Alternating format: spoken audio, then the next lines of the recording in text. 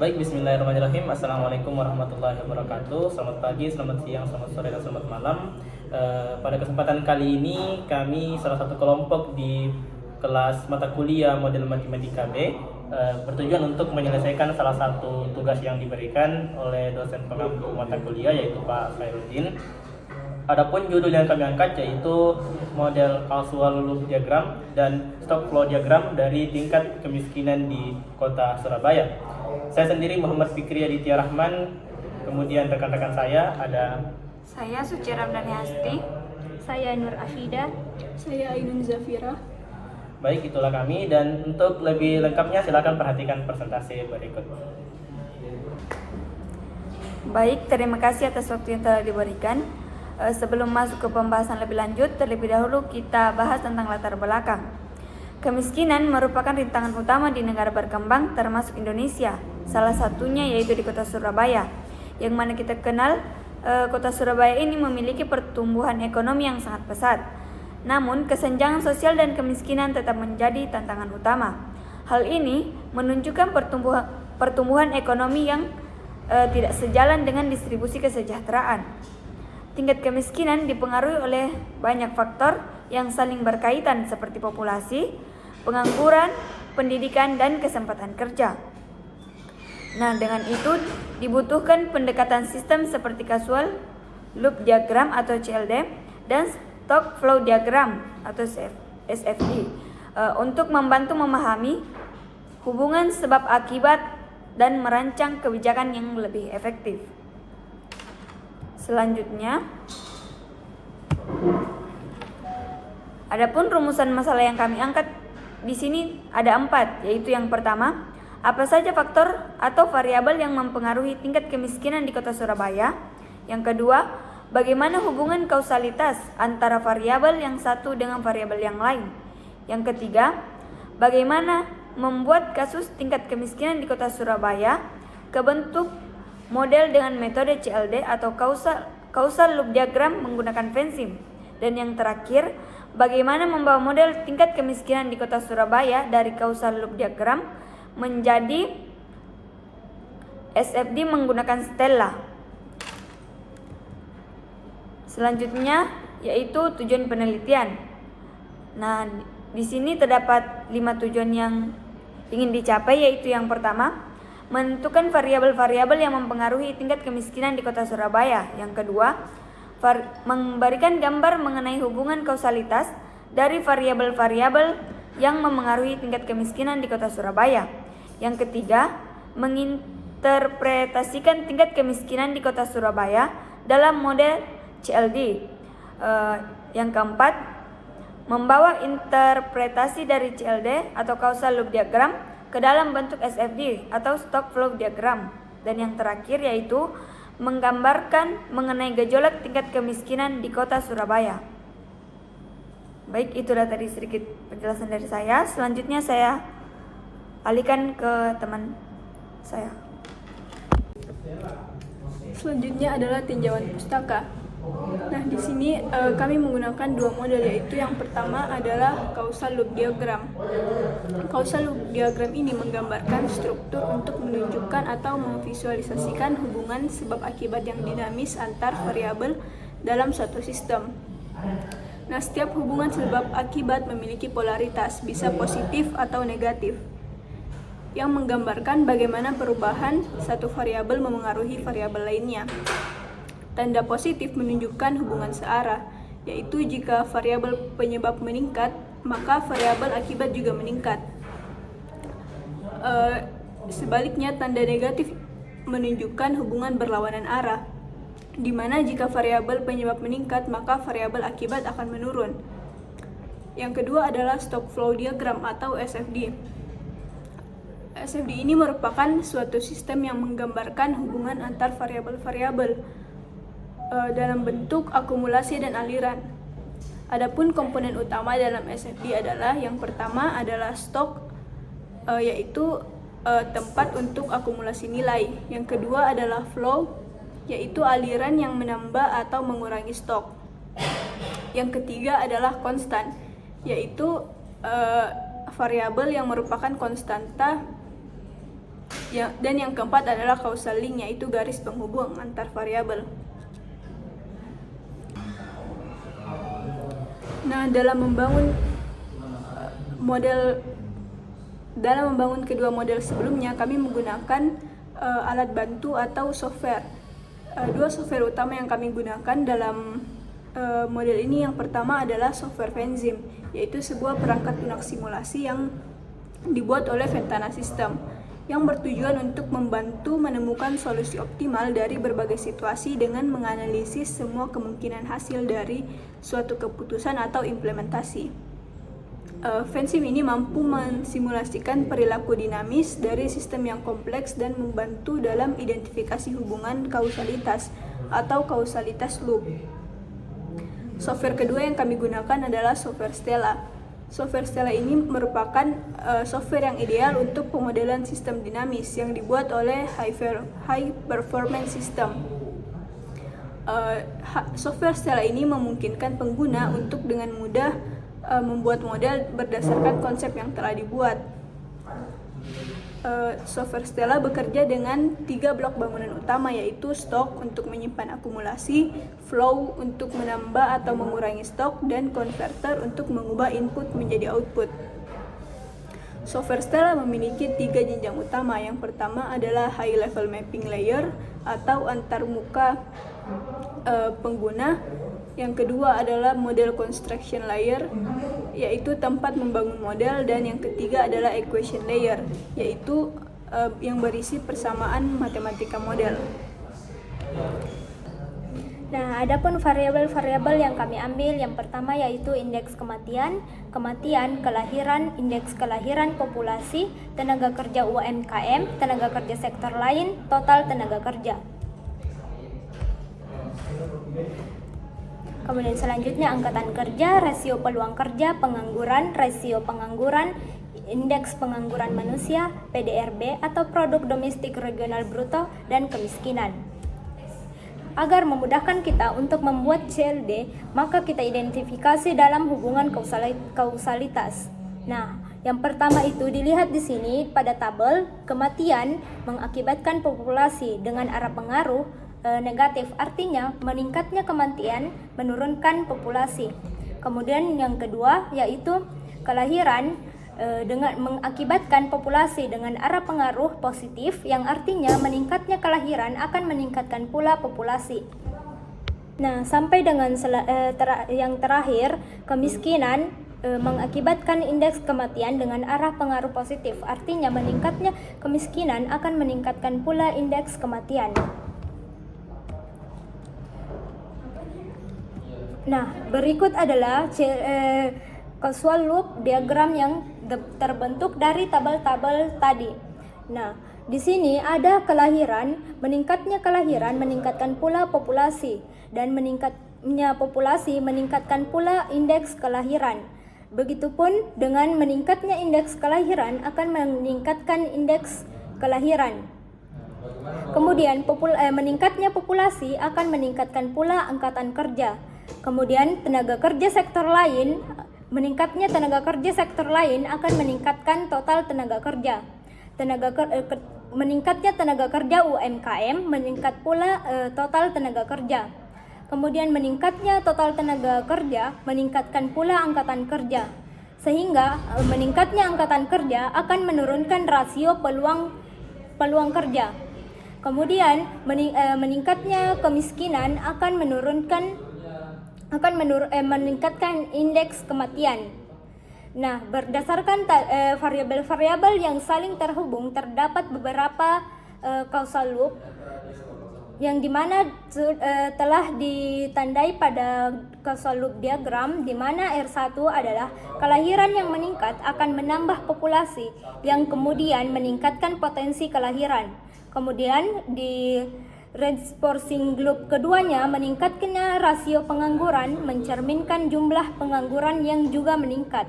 Kemudian adapun balancing loop yang lebih besar menyeimbangkan sistem. Contohnya peningkatan angkatan kerja yang tidak diimbangi dengan lapangan kerja. dan akan menaikkan pengangguran dan kemiskinan yang berpotensi meningkatkan kematian dan akhirnya menekankan laju pertumbuhan populasi. Baik, di sini saya akan melanjutkan presentasi dari rekan saya. Sebelumnya telah dijelaskan bagaimana model dari kasus yang kami angkat, yaitu tingkat kemiskinan di Kota Surabaya dalam bentuk causal loop diagram. Nah, sekarang saya akan menjelaskan bagaimana untuk menerjemahkan model causal loop diagram tadi ke dalam bentuk stock flow diagram atau SFD. Nah, berdasarkan variabel-variabel yang ada di causal loop diagram tadi, jika kita ingin membawanya ke dalam bentuk SFD, kita identifikasi dulu yang mana yang jadi stok, yang mana yang jadi flow, baik itu inflow dan juga outflow, dan yang mana yang menjadi converter, baik itu berupa konstan ataupun yang ada rumusnya. Nah, di sini bisa kita lihat kami membuat tabel ringkasan untuk parameter-parameter yang sudah kami terjemahkan dari causal loop diagram ke dalam stock flow diagram. Jadi tadi yang di causal loop diagramnya itu ada tenaga kerja UMKM, angkatan kerja sampai populasi. Di stock flow diagram itu kita buat dia menjadi stok. Kenapa? Karena itu yang mau kita ukur nantinya. Kemudian untuk flow-nya sendiri ada tingkat tenaga kerja UMKM, peningkatan angkatan kerja, tingkat rasio pengangguran, dan sampai ke kelahiran, itu adalah inflow. Jadi inflow ini nanti adalah arah panah yang masuk ke dalam stok itu sendiri. Untuk rumusnya bisa dilihat di sini. Kemudian untuk nilai awal yang ada di stok tadi itu kami ambil dari Badan Pusat Statistik atau di BPS. Jadi kami melakukan riset mengenai nilai-nilai yang ada di Surabaya ini. Dari sumber kami dapatkan bahwa nilai awal yang sesuai itu untuk menyelidiki kasus ini itu adalah seperti ini. Kemudian untuk rumusnya atau yang equation kalau di Stella itu kita masukkan itu di tingkat tenaga kerja UMKM itu adalah pertumbuhan tenaga kerja UMKM dan seterusnya. Kemudian untuk tingkat kemiskinan rumusnya seperti ini. Di sini agak panjang ya karena ada beberapa kasus yang bisa terjadi. Dalam hal ini ada 2 kasus. Jika misalnya persentase pertumbuhan rasio penganggurannya itu lebih besar 0, maka bagaimana, dan seterusnya sampai selesai. Ini kami rumuskan seperti ini. Begitu pula untuk outflow-nya nanti di kemiskinan, karena ada 2 kemungkinan yang bisa terjadi, yaitu ketika nilai parameternya besar 0 ataupun juga kecil 0. Makanya kami rumuskan seperti ini. Kelahiran kami rumuskan seperti ini. 1,12 ini adalah indeks kelahiran ya. Kemudian kematian kami rumuskan seperti ini. 0,54 ini adalah indeks kematian. Di sini pertumbuhan tenaga kerja berupa konverter. Min max normal itu artinya kita membuat menggunakan distribusi normal ya untuk memperkirakan nilai dari pertumbuhan tenaga kerja UMKM berdasarkan data yang telah kita peroleh. Kemudian ada total tenaga kerja, konverter juga. Dan seterusnya itu ada sampai rasio peluang kerja. Rumusnya itu seperti ini. Mungkin bisa dilihat saja karena di sini waktunya terbatas, jadi saya persingkat presentasinya. Nah, berdasarkan tabel yang sudah kita rumuskan tadi, yang sudah kita atur tadi sebelumnya tentang parameter-parameter dari stock flow diagram. Di sini kami merumuskan stock flow diagramnya itu seperti ini. Di mana ada stok, ya saya rasa sudah tidak perlu dijelaskan lebih lanjut ya tentang stok, flow dan juga converters.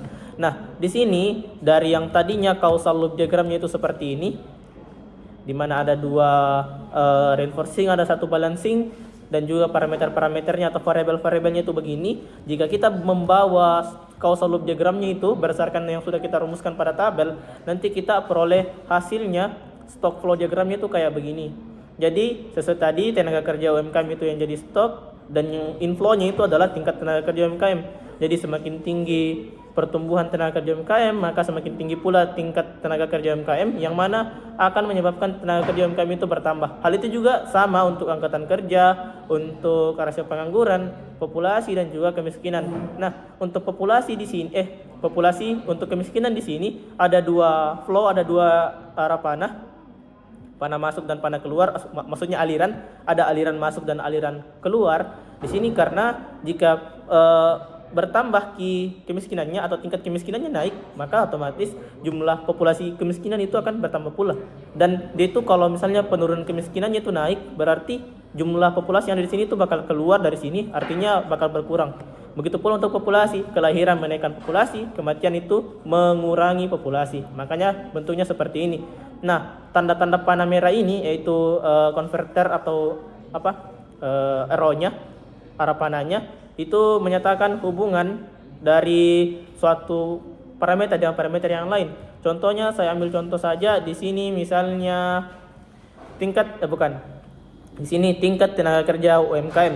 Nah, di sini rumusnya itu adalah pertumbuhan tenaga kerja UMKM. Maka otomatis di tanda panahnya itu dia tuh harus kita hubungkan pertumbuhan tenaga kerja UMKM dengan tingkat tenaga kerja UMKM. Begitu pula yang lain. Nah, total tenaga kerja ini kita hubungkan dengan tenaga kerja sektor lain, dengan tenaga kerja UMKM, karena di rumusnya itu total tenaga kerja mana ini sama dengan ini. Jadi menghubungkan antara parameter yang satu dengan parameter yang lain itu apabila ada hubungannya, dalam hal ini ada di dalam rumusnya parameter tersebut. Nah, alhasil kita dapat bentukannya seperti ini. Jadi ada 5 stok yang akan menjadi tolak ukur kita, dan ada konverter-konverter yang mempengaruhi atau menjadi yang akan mempengaruhi si 5 stok ini, dan ada juga inflow dan juga outflow. Jadi aliran masuk dan aliran keluar yang akan mempengaruhi jumlahnya dari stok-stok ini. Nah, untuk persamaannya sendiri kita masukkan ke dalam bagian equation di stelanya. Ya, sebenarnya sudah tadi dipaparkan di tabelnya. Untuk lebih jelasnya kita bentuk seperti ini. Jadi kita masukkan ke dalam equation stelanya, nanti kita dapat ini. Untuk rumus-rumus stoknya baik itu inflow dan juga outflow-nya beserta nilai awalnya. Dan untuk konverternya itu ada seperti ini. Oh iya, perlu kami tekankan di sini pertumbuhan IPM atau indeks pembangunan manusia ini 0,009 itu kami ambil dari data yang kami peroleh. Begitu pula dengan PDRB. Selanjutnya yaitu adalah hasil. Jadi setelah kami rumuskan atau setelah kami bentuk modelnya dalam bentuk stock flow diagram, kami memperoleh hasil sebagai berikut. Nah, di sini angkatan kerja itu akan bertambah seiring dengan berjalannya waktu. Nah, begitu pula dengan populasi. Populasi itu akan selalu bertambah dengan seiring dengan berjalannya waktu. Karena tadi kita rumuskan di populasi itu, nah ini indeks kelahiran itu lebih besar daripada indeks kematian, otomatis dia akan bertambah. Nah, begitu pula dengan angkatan kerja. Sebenarnya angkatan kerja ini ada beberapa hal yang berpengaruh ya. Tapi setelah kami lihat hasilnya, ternyata angkatan kerja ini semakin hari semakin bertambah. Mungkin karena bertambahnya populasi atau juga bertambahnya tenaga kerja UMKM dan sebagainya. Nah, di sini kita lihat rasio penganggurannya. Awalnya rasio pengangguran itu adalah 5, bla bla bla. Jadi rasio itu memang kecil ya. Jadi rasio peningkatan pengangguran itu memang kecil awalnya. Sudah kami cek di sumber yang kami peroleh. Jadi awalnya itu 5, bla bla bla. Dan sering berjalannya waktu dia itu akan mendekati 0. Bahkan jika kita lanjutkan model ini dia akan minus. Nah, itu sebenarnya kelemahan dari model ini. Mungkin saya jelaskan nanti. Nah, kemudian untuk tenaga kerja sendiri, karena di sini rasio penganggurannya menurun, maka otomatis tenaga kerjanya meningkat toh. Jadi semakin berjalannya waktu dia itu akan semakin meningkat. Tapi bisa lihat di sini ini mungkin terlalu besar sebenarnya. Tapi tidak apa-apa, kita jelaskan di akhir nanti. Nah, kemudian ini yang paling penting yaitu populasi kemiskinan. Nah, jika kita lihat di sini, sebenarnya model yang kami buat ini itu kalau kita lihat dari populasi kemiskinannya, setelah 20 tahun itu akan turun drastis, bahkan minus. Nah, dari sini bisa kita lihat bahwa model yang kami formulasikan ini itu cuma memiliki akurasi yang baik di antara 0 sampai 10 tahun. Jadi di sini saja. Melebihi daripada itu sudah agak ngaco nanti hasilnya. Nah, begitu pula yang di belakangnya tadi kayak rasio pengangguran ini, itu baiknya di antara 0 sampai 5 sampai 10 tahun yang rasio akurasinya. Begitu pula tenaga kerja UMKM, populasi dan juga angkatan kerja. Kenapa? Karena ya bisa dibilang di sini modelnya masih sederhana dan juga masih banyak parameter atau faktor yang tidak kita pertimbangkan seperti lingkungan, faktor kesehatan mental dan sebagainya. Nah, jadi dari hasil yang kami peroleh dapat kita simpulkan bahwa gejolak tingkat kemiskinan di Kota Surabaya dipengaruhi oleh banyak faktor sebagaimana yang saya jelaskan tadi. seperti kematian, kelahiran, lapangan kerja yang tersedia, indeks pembangunan manusia, dan masih banyak lagi.